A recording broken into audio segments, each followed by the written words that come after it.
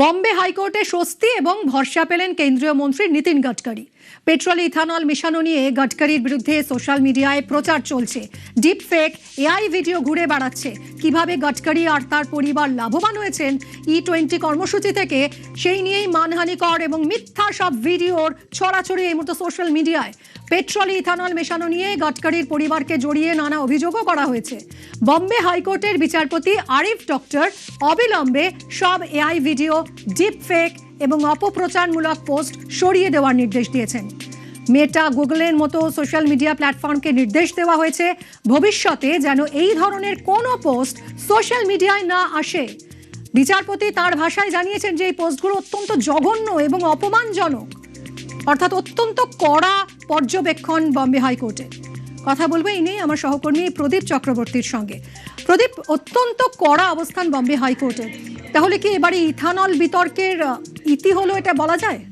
না, ওটা এখনো বলা যায় না। বিতর্কের ইতি ধাপে ধাপে হয়। তবে বিতর্কে ইতি টানার জন্যই গডকরি এতে গিয়েছিলেন, বম্বে হাইকোর্টে গিয়েছিলেন। তিনি বলেছিলেন যে এই জ্বালানি তেলে ইথানল মেশানো একটা জাতীয় নীতি, এটা 2003 সালে এই নীতি গ্রহণ করা হয়েছিল এবং তারপর ধাপে ধাপে ইথানলের পরিমাণ জ্বালানি তেলে বাড়ানো হয় এবং দেখা হয় যে তাতে গাড়ির ইঞ্জিনের কোনো ক্ষতি হচ্ছে কিনা।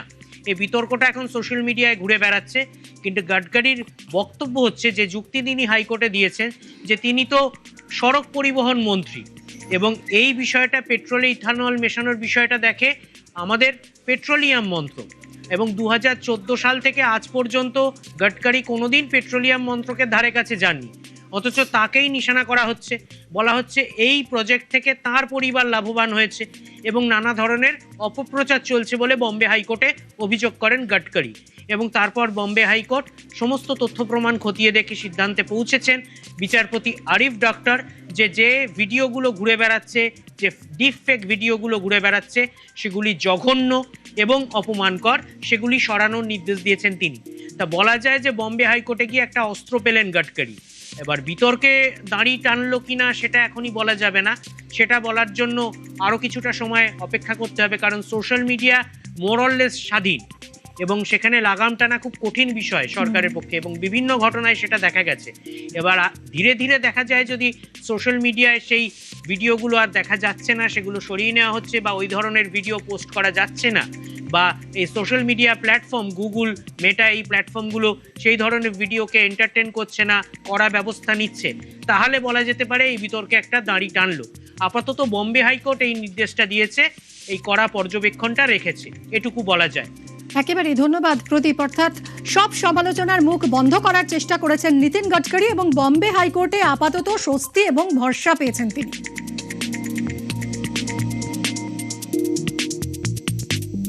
कोर्ट ने प्राइमा फेसी इमीडिएट एग्री किया कि ये कंटेंट डिफेमेटरी है रिलेटेड टू E20।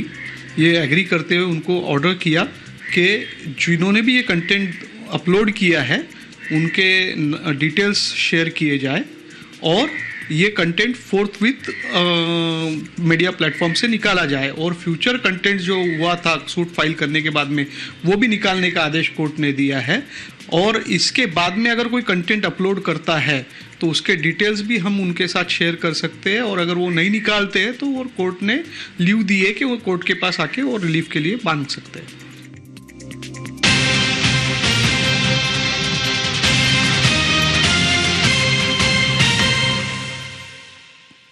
সাসপেন্ড করা হলো বিধানসভার মার্শালকে। মার্শাল দেবব্রত মুখোপাধ্যায়কে সাসপেন্ড করা হলো।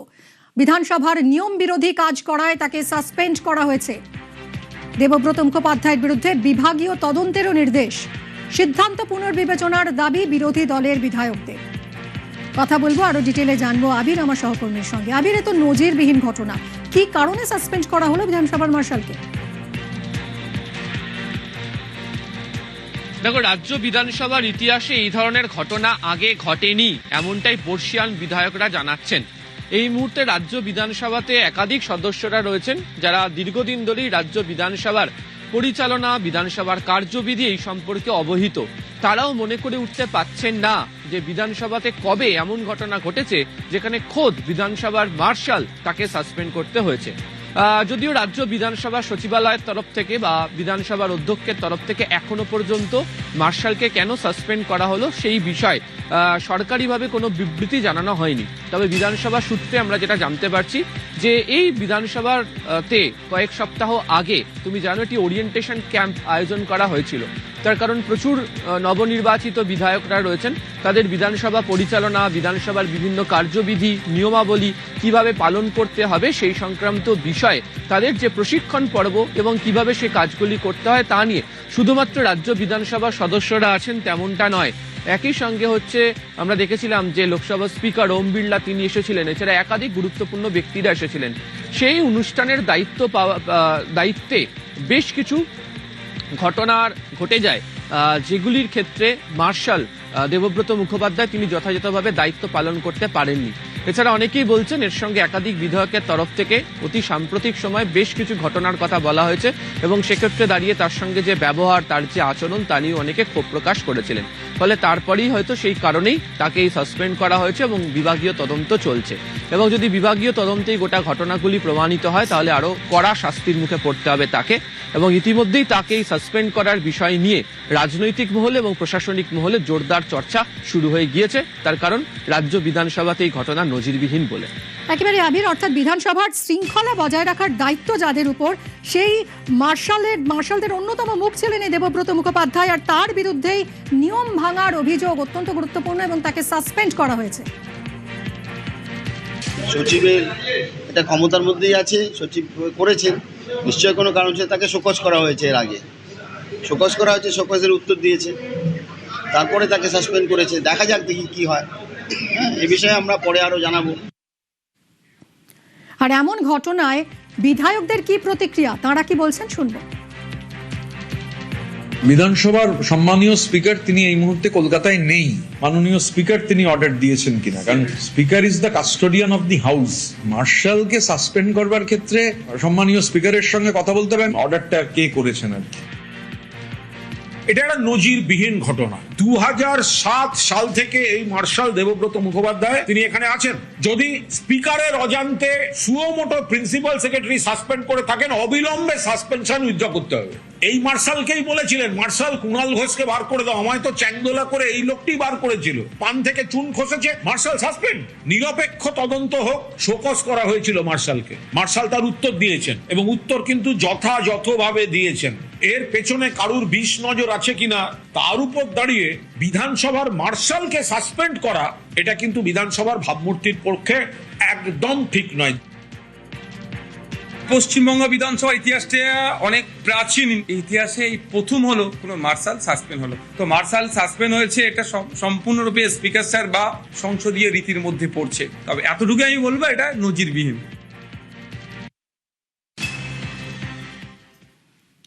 অবৈধ কাস্ট সার্টিফিকেট বাতিলের প্রক্রিয়া শুরু রাজ্যের। তৃণমূল আমলে অবৈধ কাস্ট সার্টিফিকেট ইস্যুর অভিযোগ উঠেছে, বুড়ি বুড়ি অবৈধ কাস্ট সার্টিফিকেট দেওয়ার অভিযোগ উঠেছে। সন্দেহের তালিকায় রয়েছে 45,367টি কাস্ট সার্টিফিকেট। যাচাই শুরু রাজ্যের অনগ্রসর শ্রেণী কল্যাণ দফতরের। আরো জানবো, কথা বলবো সোমরাজ আমার সহকর্মীর সঙ্গে। সোমরাজ, তৃণমূল আমলে ভুড়ি ভুড়ি এই কাস্ট সার্টিফিকেট ইস্যু করার অভিযোগ উঠেছে, ভেস্টেড ইন্টারেস্টে মুড়ি মুড়কির মতন ইস্যু করা হয়েছে কাস্ট সার্টিফিকেট, এমনই অভিযোগ। এবার শুরু হলো যাচাই প্রক্রিয়া, কিভাবে হবে এই কাজ? দেখো, ইতিমধ্যেই যাচাই প্রক্রিয়া চলছে কাস্ট সার্টিফিকেট। মুখ্যমন্ত্রী শুভেন্দু অধিকারীর নির্দেশে ইতিমধ্যেই অনগ্রসর শ্রেণী কল্যাণ দপ্তরের তরফে এই কাস্ট সার্টিফিকেট যাচাইয়ের প্রক্রিয়া চলছে এবং সেখানেই যেটা দেখা যাচ্ছে, এখনো পর্যন্ত মোট 1,22,117টি কাস্ট সার্টিফিকেট যাচাই করা হয়েছে। তার মধ্যেই সন্দেহের তালিকায় রয়েছে 45,000-এরও বেশি শংসাপত্র। অর্থাৎ এই যে শংসাপত্রগুলি সন্দেহের তালিকায় রয়েছে, সেগুলি মূলত যাদের নামে যাচাই হয়েছে তাদেরকে শুনানির জন্য ডাকা হবে। তারা যদি শুনানিতে প্রয়োজনীয় নথি জমা না দিতে পারেন তাহলে তাদের কাস্ট সার্টিফিকেটগুলি বাতিল হবে। তোমাকে জানিয়ে রাখি, ইতিমধ্যেই 135টি কাস্ট সার্টিফিকেট বাতিল করা হয়েছে, যার মধ্যে 83টি এসসি 41টি এসটি এবং 11টি ওবিসি কাস্ট সার্টিফিকেট রয়েছে, যেগুলিকে বাতিল বলে ঘোষণা করা হয়েছে। এই যে বাতিল কাস্ট সার্টিফিকেট রয়েছে তার মধ্যে উত্তর 24 পরগনা, কোচবিহার, হুগলি ও পূর্ব বর্ধমান জেলাতেই সব থেকে বেশি কাস্ট সার্টিফিকেট বাতিল বলে ঘোষণা হয়েছে। পাশাপাশি অবৈধ শংসাপত্র বলে ইতিমধ্যে 29টিকেও ঘোষণা করা হয়েছে, বাকিগুলিও যাচাইয়ের প্রক্রিয়া চলছে। এই যে তোমাকে বললাম যে 45,000-এরও বেশি শংসাপত্র নিয়ে সন্দেহের তালিকায় রয়েছে, তার মধ্যে সব থেকে বেশি পাওয়া যাচ্ছে এখনো পর্যন্ত উত্তর দিনাজপুর, মুর্শিদাবাদ, দক্ষিণ দিনাজপুর, দক্ষিণ 24 পরগনা, ঝাড়গ্রাম, হুগলি, মালদা সহ একাধিক জেলা, যে জেলাগুলিতে সন্দেহের তালিকায় রয়েছে 45,000-এরও বেশি কাস্ট সার্টিফিকেট। তুমি জানো, মুখ্যমন্ত্রী শুভেন্দু অধিকারী নির্দেশ দিয়েছিলেন অনগ্রসর শ্রেণী কল্যাণ সম্প্রদায় দপ্তরকে কাস্ট সার্টিফিকেটগুলি যাচাই করার জন্য। মূলত গত 15 বছরে তৃণমূল সরকার আমলের সময় যে কাস্ট সার্টিফিকেটগুলি ইস্যু করা হয়েছে এসডিওদের মারফত, সেই কাস্ট সার্টিফিকেটই যাচাইয়ের প্রক্রিয়া শুরু হয়েছে, আর সেখানেই এই তথ্য উঠে আসছে বলে নবান্ন সূত্রে খবর। ধন্যবাদ সোমরাজ।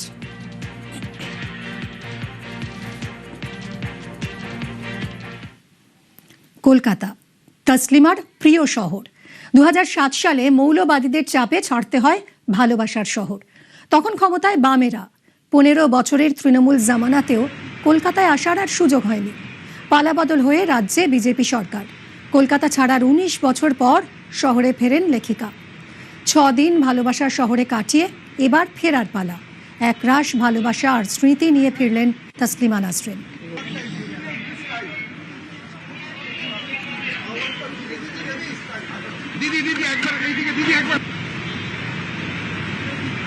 কলকাতা থেকে কিরম স্মৃতি নিয়ে ফিরলেন? খুবই ভালো স্মৃতি, মানুষের ভালোবাসা, বিশেষ করে সাধারণ মানুষের ভালোবাসা এত পেয়েছি যে আমার চোখে জল চলে এসেছে। আবার কবে আসতে চান? আবার শীঘ্রই আসবো, অক্টোবরে কথা আছে, অথবা জানুয়ারিতে। আর বইমেলায় তো আসবোই। পুজোয় আসবেন? পুজোয় বোধহয় আসা সম্ভব হবে না, অন্য দেশে থাকবো। তো যখনই কলকাতা ডাকবে আমি আসবো। বাংলাদেশে ফিরতে চান? তসলিমার দাবি, তাঁকে দেশে ফিরতে দেওয়া হচ্ছে না।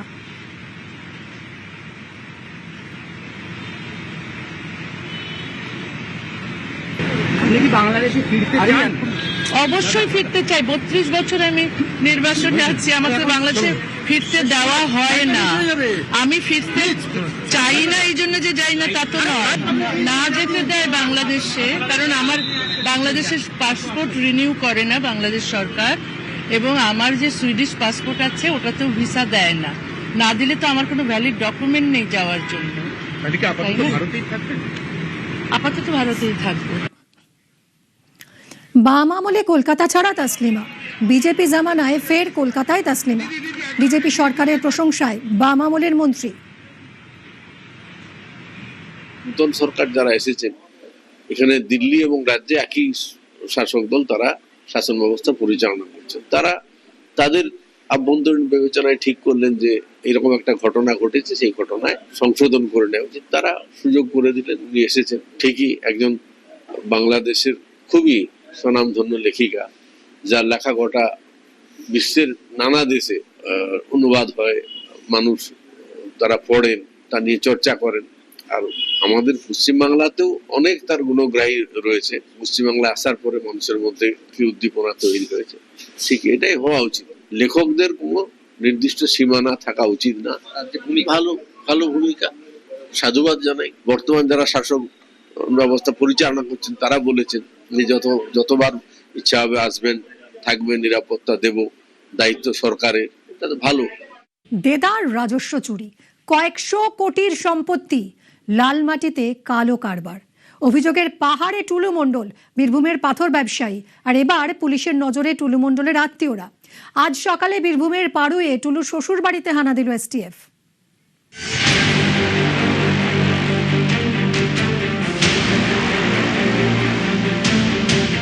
নাজিবুদ্দিন ওরফে টুলু মণ্ডল, বীরভূমের বালি মাফিয়া।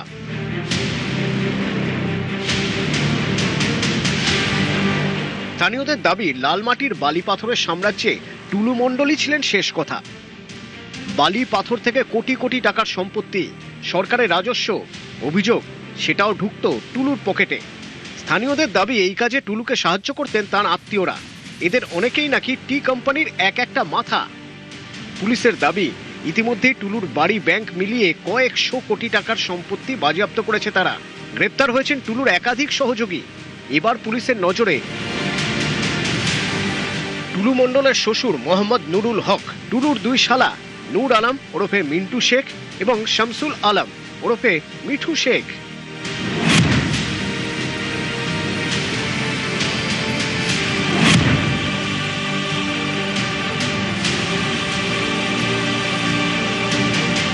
বীরভূমের পাড়ুইয়ে পাশাপাশি দুটি আলিশান বাড়ি। বুধবার সকাল 9:20 নাগাদ এখানেই হানা দেয় রাজ্য পুলিশের এসটিএফ। তল্লাশি চলে মোহাম্মদ নুরুল হক ও মিন্টু শেখের বাড়িতে। উল্টো দিকেই আরেকটি বাড়ি, এখানে থাকেন টুলুর আরেক শালা মিঠু শেখ। সূত্রে আমাদের জানা ছিল যে কিছু মাল এখানে আছে, সেই জন্য এসেছি। হ্যাঁ, অস্ত্র বোম বারুদ আছে বলে আমাকে এসেছিল। কলকাতায় থাকতো আগে, ছেলেকে পড়াশোনা করতে, এবারে মেয়ে কলকাতায় আছে, এইটুকু জানি। সকাল 9:20 থেকে বেলা 3:20 পর্যন্ত তল্লাশি অভিযান চলল, যদিও তেমন কিছুই উদ্ধার হয়নি। বাথরুম থেকে শুরু করে বাড়ির বিভিন্ন জায়গায় খুঁড়ে দেখা হয়েছে।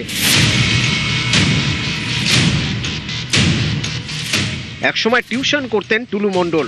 অভিযোগ 2011 সালে তৃণমূল ক্ষমতায় আসতেই অন্ধকারের অর্থনীতিতে হাত পাকানো শুরু হয়। দিনে দিনে বিশাল সাম্রাজ্য, কয়েকশো কোটির সম্পত্তি।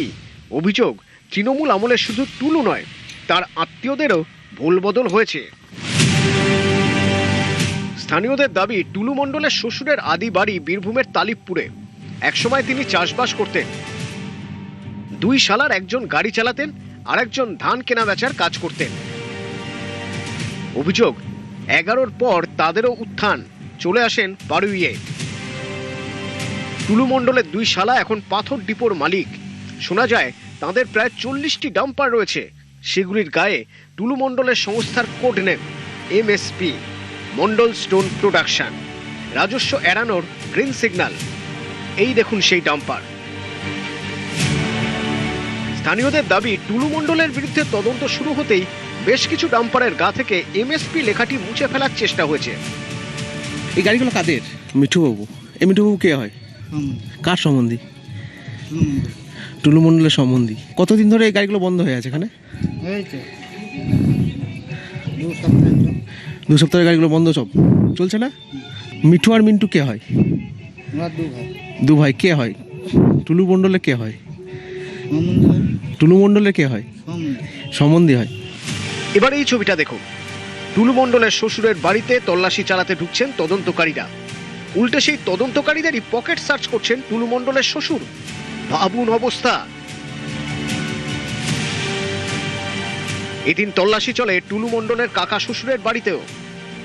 আমাকে সেরকম কিছু করেনি, আমার বাড়িতে সার্চ করলো, আমার বাড়িতে কিছু পাইনি, কাকার বাড়িতেও কিছু পাইনি। বীরভূম জেলা পুলিশ সূত্রে এখনো পর্যন্ত কোনো কিছু উদ্ধার হয়েছে কিনা না সেই বিষয়ে স্পষ্ট করা হয়নি।